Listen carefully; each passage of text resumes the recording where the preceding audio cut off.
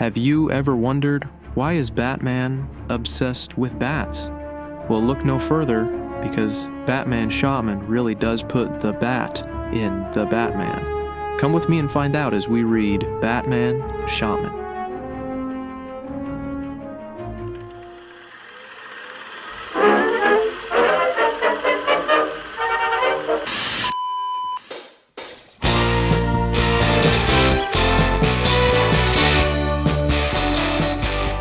Hello and welcome everyone, my name is Juan Wilson. Thanks again for joining me, it's great to be with you guys, and I'm excited to cover this next collection of reading in Batman Shaman. I did enjoy this one, especially coming off of Batman Year One. I did enjoy Batman Year One. If you haven't checked out that review, go check that one out.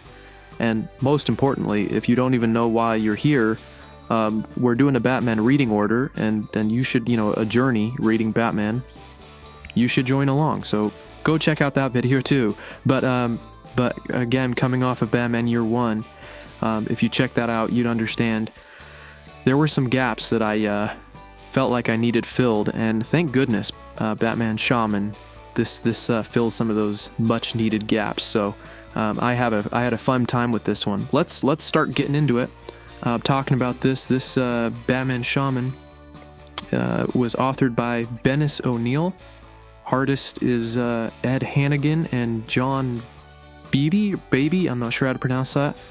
It was written in 1989, and this actually collects the Batman Legend of the Dark Knight issues 1 through 5. But to get into it, first and foremost, it seemed a lot more dense in terms of story compared to Batman Year One. I mean, it's 5 issues instead of 4.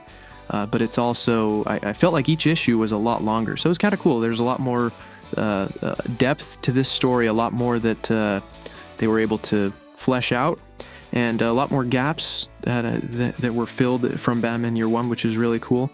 But this starts off with a bang. Starts us off in the middle of some icy cliffside. Bruce is with some guy, Willie Doggett, who, I don't know if this is a prominent character, but I guess not prominent enough because he gets ended pretty quickly, and they're actually up there tracking some killer, and all of a sudden Willie gets taken out, and Bruce is wrestling with this killer on this cliffside, and we start to see Bruce's awesome ingenuity with putting his little coat off to the side. Is it some trickery, some Batman trickery? And he knocks this guy off the cliff. So we just start off with this crazy fight, and he unfortunately pulls Bruce's coat off the ledge, and so Bruce is stranded here in Alaska. He's basically gonna die, but of course we know he doesn't die. He ends up being found by a nearby village of these Alaskan Indians, I believe, and they basically resuscitate him, revive him, bring him back to good health. And the way that they do that is through a mystic ancient bat ritual story.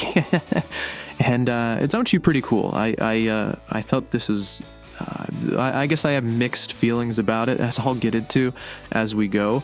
But they tell this story about this bat who grows these fingers, or stretches his fingers into wings, and heals this raven, I think, and that's how the bat was created, with wings or something like that.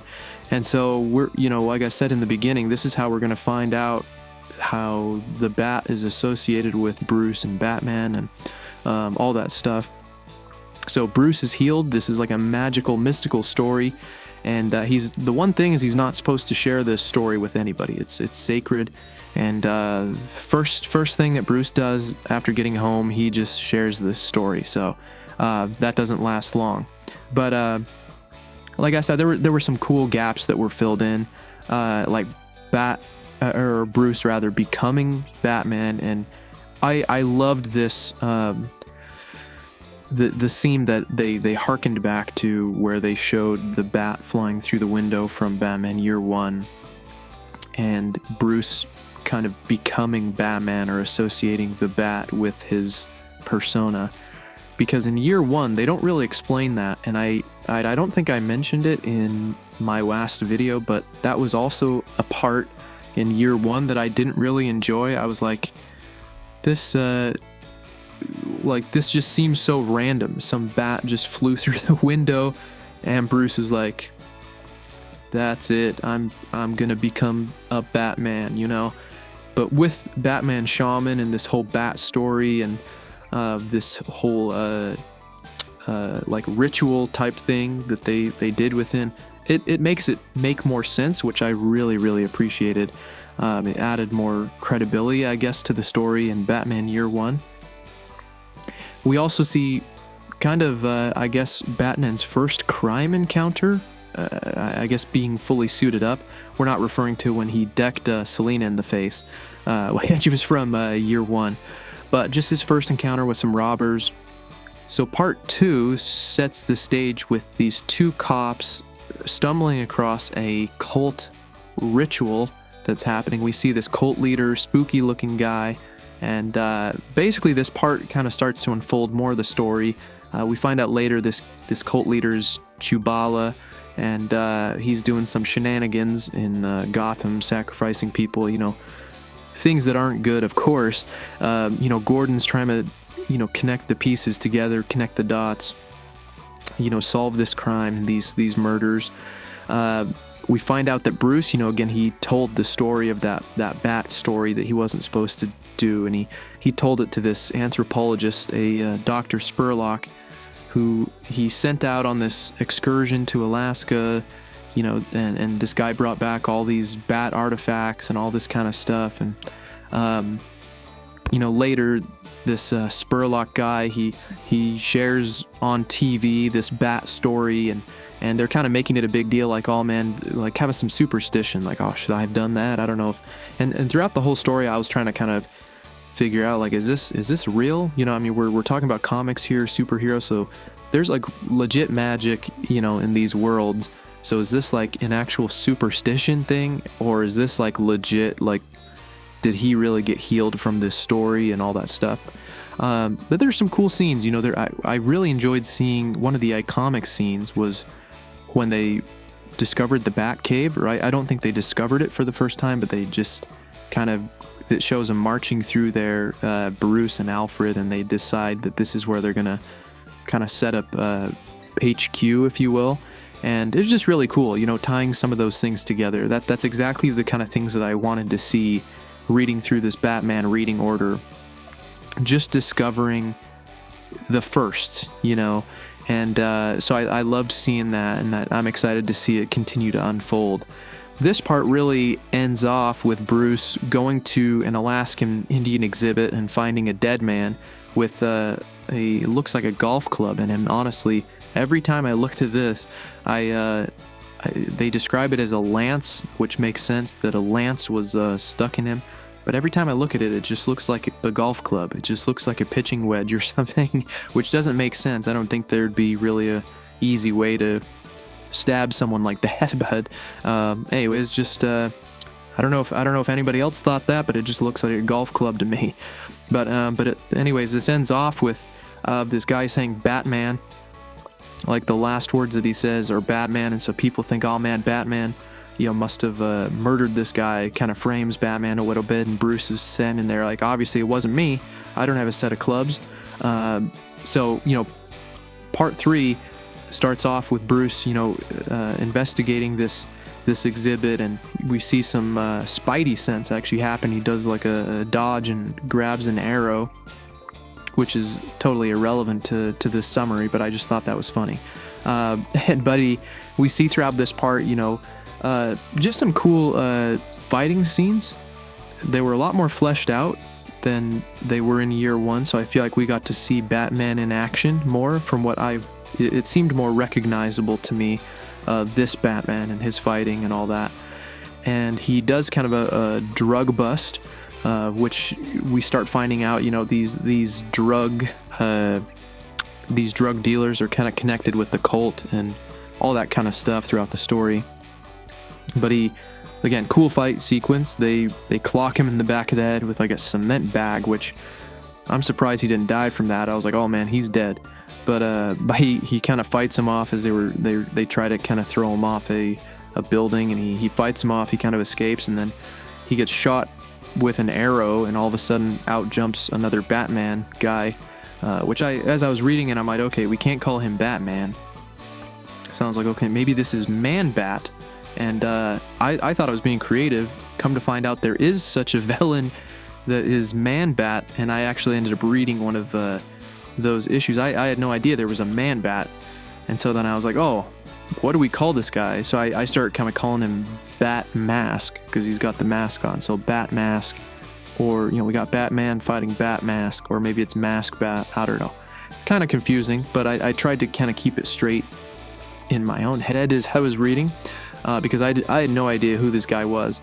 And again, as I'm reading these things, I'm like, am I supposed to know who this person is? Is this like an iconic villain, or is this some random bad guy within just this story? These are things that I try to figure out as I go.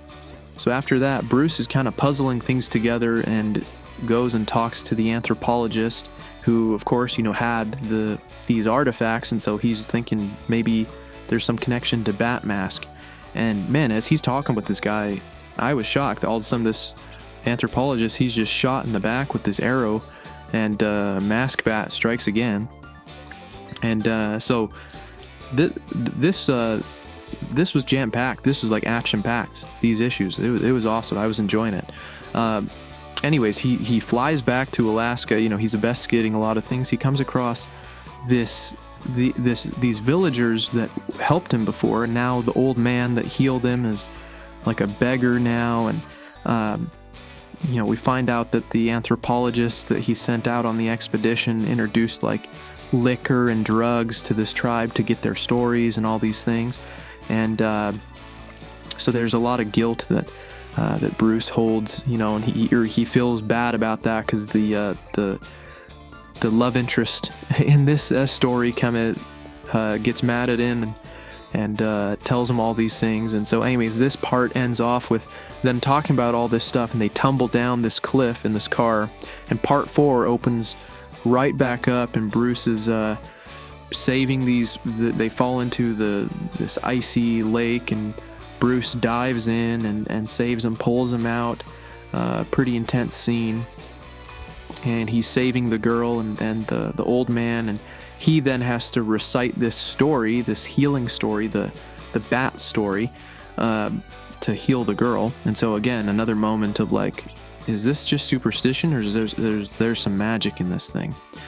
So after this, long story short, Bruce makes it back, and he basically figures everything out. He figures out what's going on, who the bad guys are, and we don't really, as the audience, figure all of it out until the end of these issues, until the end of the story. But Bruce figures it out, and we start seeing him, I guess, solve the crime, and he finds out who Chubala is, and he tampers with his suit and things like that.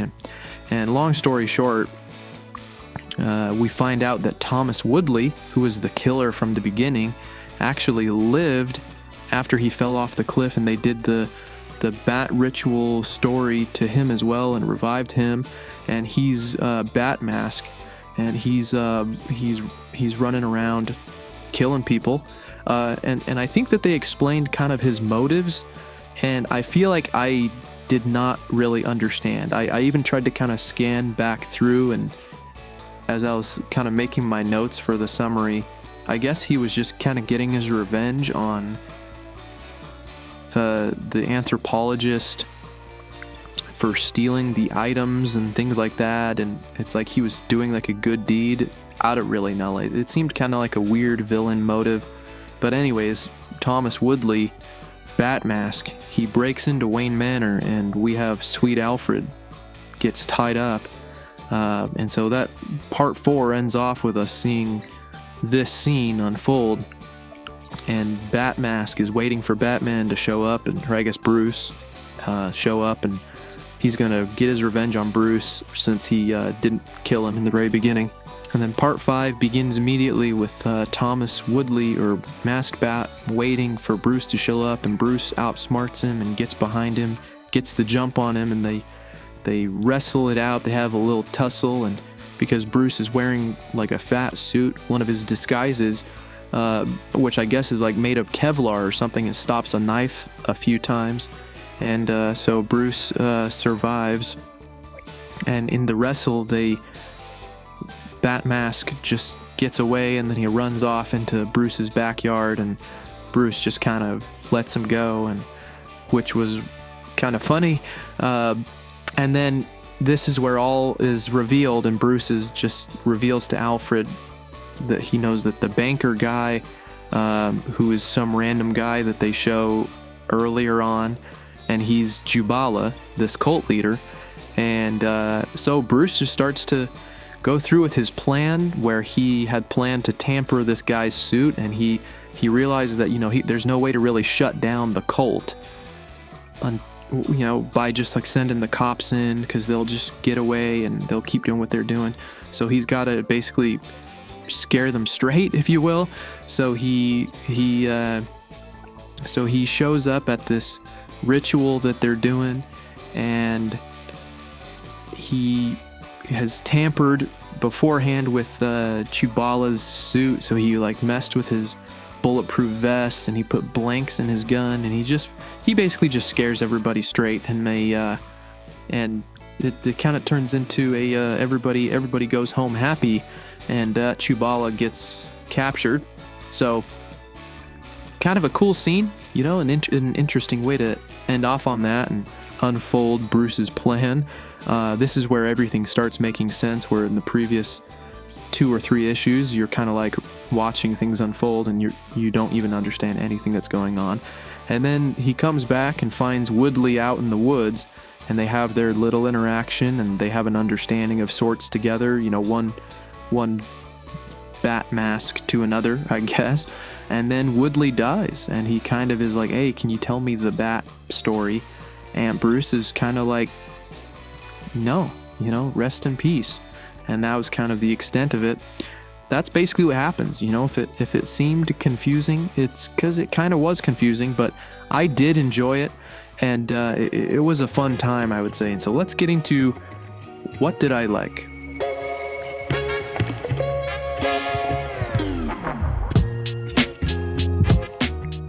So first off, I really enjoyed the fight scenes in this. A lot more than I did in year 1. This felt more Batman to me. The first fight when he suited up was really cool, just cool scene and dialogue. It was crazy when the victim, the girl that was kind of being beat up or taken away by these robbers, she just stabs herself at the end. I was like, what? But it was kind of it played along with the theme that they had going throughout this, which was around fear, which I really actually like that. I really like that they played on that, because it's very much part of Batman's arsenal, if you will, is just fear. And that came from this Chubala Bat ritual shaman guy. And so it kind of ends up being integrated into what, how Batman, plays things out. Like I said at the end, he kind of scares everybody straight. But it was just kind of a crazy scene. And I really liked a lot of the action scenes really throughout all of this, and cool artwork. And I really liked that this one was more detective work. I think the fact that this one was longer, there was a lot more story. And so I liked how they were kind of solving the crime. I loved seeing Bruce's disguises, like as the old man and stuff. As I was reading it, I was kind of confused until all of a sudden he takes the disguise off, and I'm like, oh, I was trying to figure out who that guy was that I was watching do all this stuff. But it seemed very Sherlock Holmes to me, and it was definitely way better of a disguise than just some random scar. And so I really enjoyed that. Like I mentioned before, I really enjoyed just seeing some of the iconic moments like the Bat Cave, and even just then figuring out and solution seeking, Bruce and Alfred solution seeking around the bat suit. He there's a moment where his cape kind of protects him from like an arrow, and then he slides down a rope like using his cape, and it like keeps him warm. And just even seeing the dialogue between him and Alfred, like figuring like how to improve his suit and things like that, I actually really enjoyed that. I really liked the message of the bat mask and kind of the metaphor around that with, putting on the mask and all those things. Because with Bruce and Batman, it's always kind of been, which one's the mask? Is it Bruce Wayne is the mask, or is Batman the mask? And they play into that here, especially at the end. And they, I feel like you really do see Bruce embrace Batman as more of like his true self. And so I really thought that was cool. And you can even see that throughout the cover art on each one of these issues. You can see the progression. I loved the artwork on these. I think they're some of the coolest covers that I've seen so far in any comic book issue, and just the progression of it was really, really cool. So overall, I had a lot of cool points, a lot of things that I liked about this, and I think the biggest thing of all, like I said, I just loved that it filled in some of the gaps of year one, because that was one of my biggest complaints of year one, is just it felt so disjointed. Some things just felt like they didn't make sense, and I don't know if that was just intentional, and they intended on filling in the gaps with some of these stories later when Frank Miller wrote year one. So I'm glad that they filled in some of those gaps with this one. I really did enjoy that, and that's part of why, looking back on year one, I enjoyed year one more with some of this context in mind. So with that said, let's get into what did I dislike.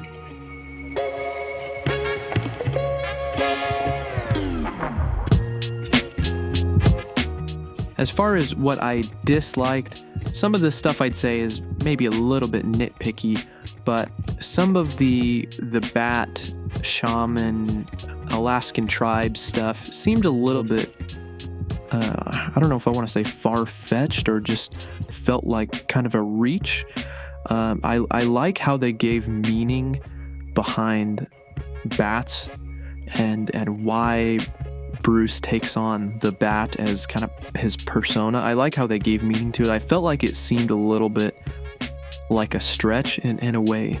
Just the way that the story is told, it just seems kind of like a story that almost seems thrown together. I feel like maybe could have been some different writing around it to make it seem almost more authentic. I don't know, maybe I guess I'm not familiar with the Alaskan tribe stories, but again, some of it is just like, as you're reading it almost like pulls you out of the story, as it's like, that's a little weird, not bad, but just some moments I was trying to just allow myself to kind of just believe it and just accept it, and at some points I did, and then at other points it kind of pulled me out of it, as it seemed like, okay, that seemed a little bit like a stretch. I'd say another dislike was just some of the disjointed feeling with the storytelling and the writing.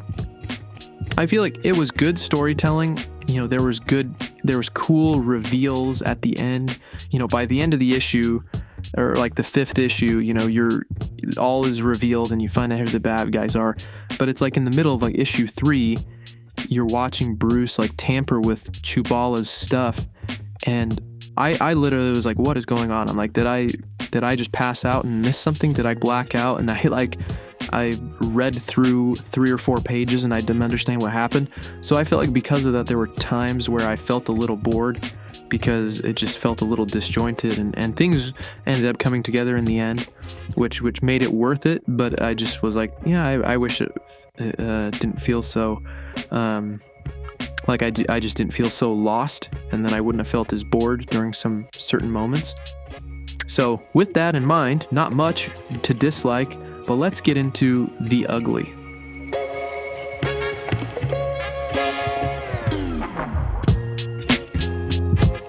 So as far as the ugly goes, these are really just things that I thought were funny, strange, weird, that kind of a thing.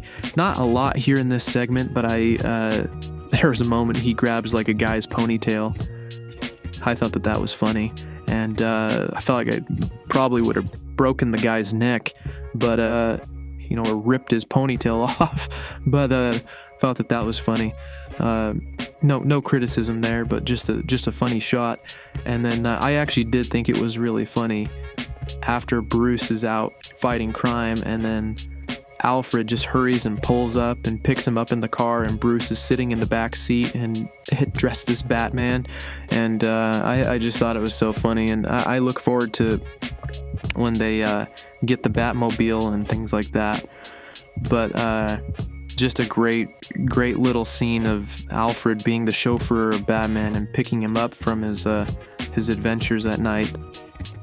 Later on in part 3, I felt like it was funny when Bruce goes back to Alaska and goes back to the tribe, and that lady, his kind of love interest, is there, and he's like, "Hey, it's Bruce. Do you remember me?" And she just slaps him and is so mad at him, and he's like, "What the heck?" And she's like, "Oh, you don't know why I sucked you? Well, here, get in the car. Let me tell you about it."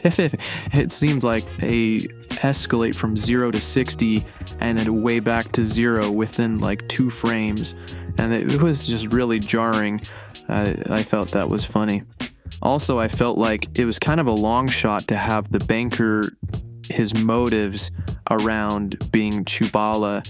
They end up explaining that, you know, he was kind of doing some money laundering, and he's doing, you know, he's got this drug dealing that he's doing, and so he covers it up with this shaman thing, and he takes on this shaman persona to scare all the drug dealers that he's got, you know, so that they kind of follow his lead, I guess.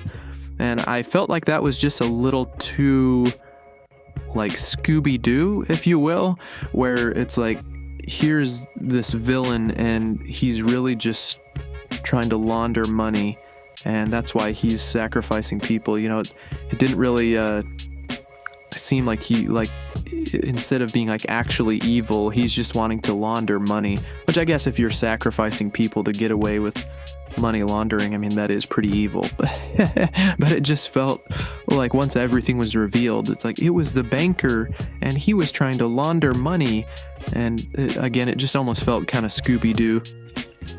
Something else that I thought was just so funny at the end in part 5, when Bruce fights with Thomas Woodley, and they have their little wrestling match, and then Thomas Woodley just runs into the woods, but it's basically just like Bruce's backyard, and Bruce just lets him go. He's like, "Nah, that's okay." I'm like, this guy just invaded your home. He was the killer you were trying to kill earlier. This guy literally just tied up Alfred, and you're just gonna let him go. And they just go into the Bat Cave, and he's like, "Yeah, I just let him go." And Alfred, you should probably go get a motel. And Alfred's like, "Nah, I'm good." You know, I'm like, "Hey, give Alfred a gun or something, man." You know, he just, I like my sweet boy Alfred. He got tied up, and yeah, I mean, I know Batman doesn't kill, but I mean, hey, let's give Alfred some protection or something. You know, I don't really know, but it just felt funny. I think it was just they wanted to end off the story with Thomas Woodley at the very end, but they also had to resolve this Chubala guy. But that's exactly why I'm like, well, could we have made it less disjointed and maybe solved the Chubala guy earlier in like issue 3 or 4, and then Bruce solves that and comes home, and Batmask is there with Alfred, and he's got to save Alfred. I mean, that, I feel like that would have been easier to follow that story and made more sense, instead of just letting him run off into the woods and like, he'll be okay. We'll get to him later. So overall, I really did enjoy this one. I thought that it was a lot of fun and not a lot of criticism around it. You know, just a fun time for sure. I'm really enjoying this reading and discovering Batman's story. It's been a lot of fun. I hope that you guys are enjoying it as I'm getting through this with me. I'd say some final thoughts. You know, I really look forward to more heavy-hitting stories for sure. I can see things progressively getting better as I'm understanding more and more of the story. And I'd say for this one, in terms of kind of ranking it for Batman Shaman overall, I'd give it a 7 out of 10, which is pretty good. Like I said, it could have been, I think, a lot higher if it was less disjointed, because I feel like there were some intense moments, and I really did like them giving a reason behind the bat and how that's associated with Bruce and with Batman and whatnot.